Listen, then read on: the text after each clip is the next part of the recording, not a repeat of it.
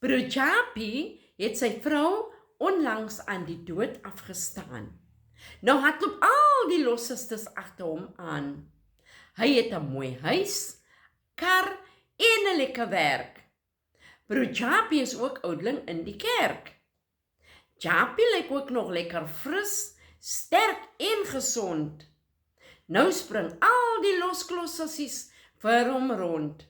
Kos en lekker goed word vir Japie aangedra, sonder dat hy vir hulle enige iets vra.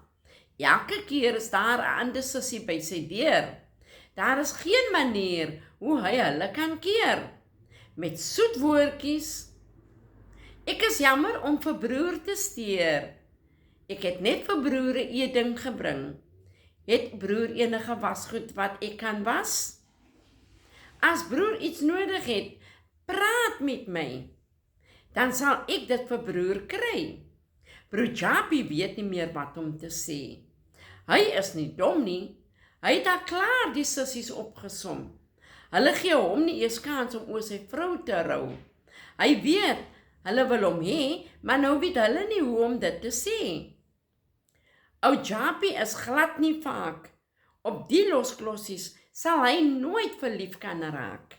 Geskryf deur Julie Daniels uit die boek Gediggies van die Kaap.